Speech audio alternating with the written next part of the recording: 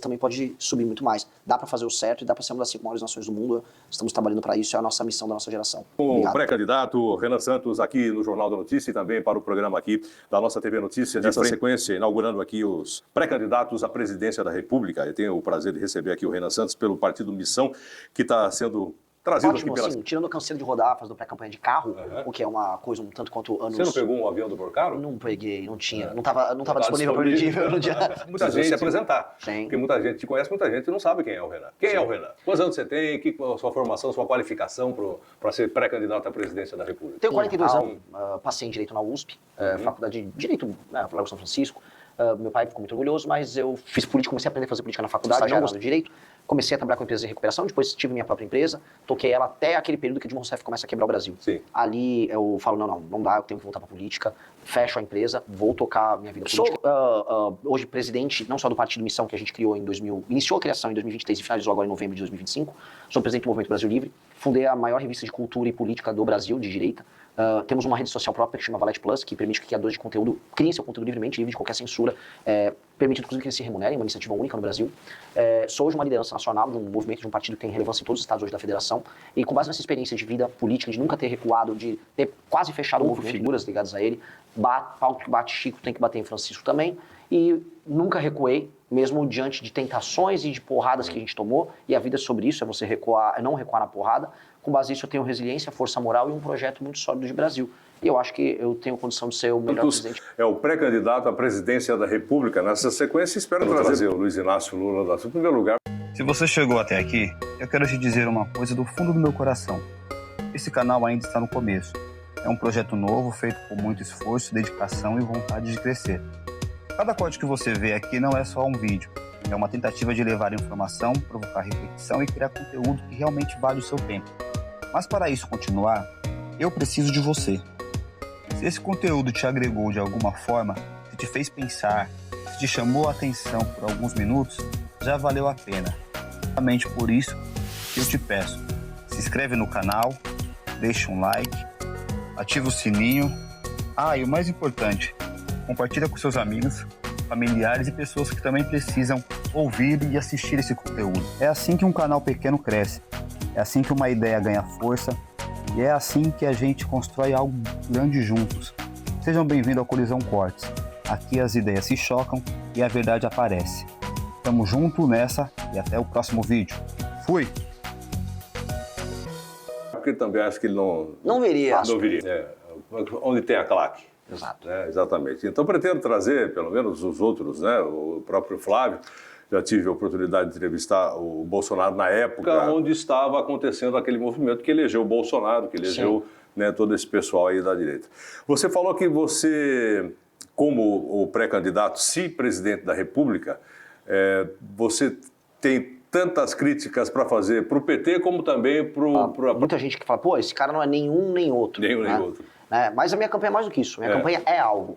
A minha primeira crítica aos dois começa assim, peço para os fãs e eleitores de ambos, me apresentem 3 propostas que o Lula e o Flávio Bolsonaro tenham à presidência da República agora.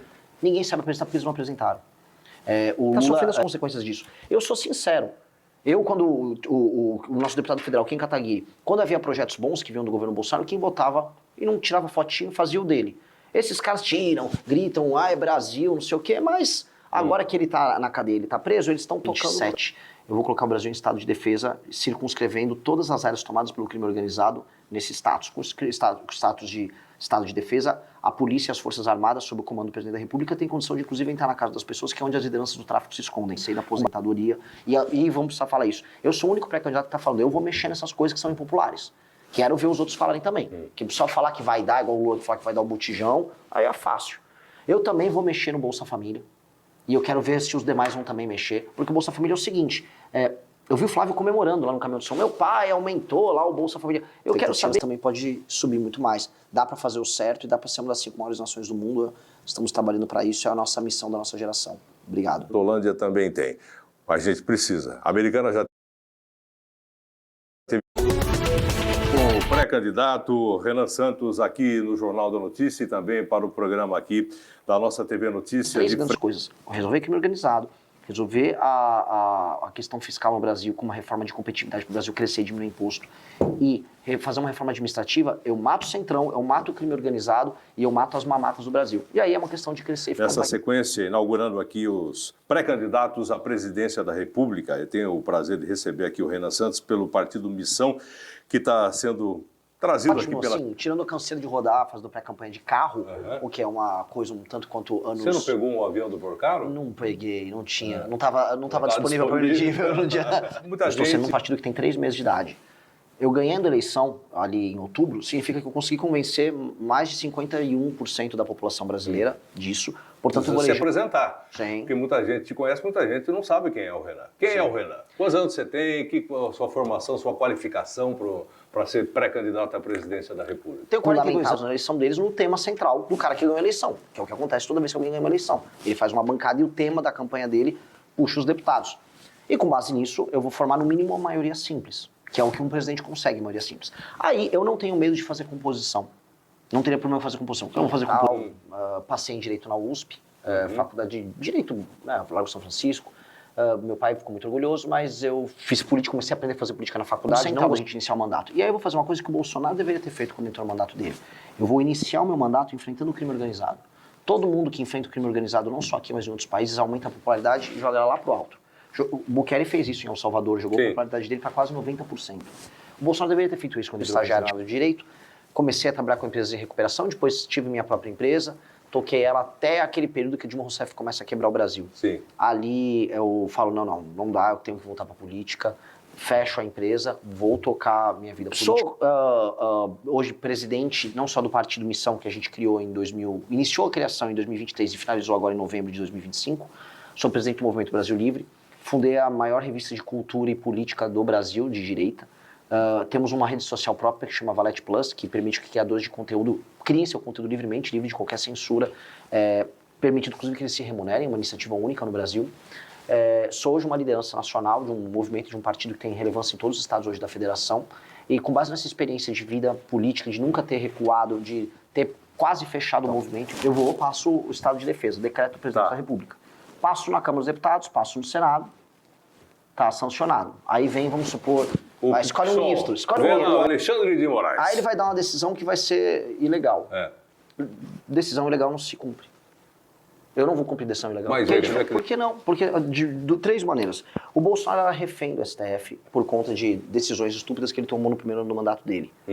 O Bolsonaro, toda vez que ele era instado... Que decisões? Quando ele começou a entregar toda a Operação Lava Jato, quando a COAF foi retirada do Moro, quando eles acabaram com a prisão em segunda instância, isso acabou ligadas a ele, pau que bate Chico tem que bater em Francisco também, e nunca recuei, mesmo diante de tentações e de porradas que a gente tomou, e a vida é sobre isso, é você recuar, é não recuar na porrada.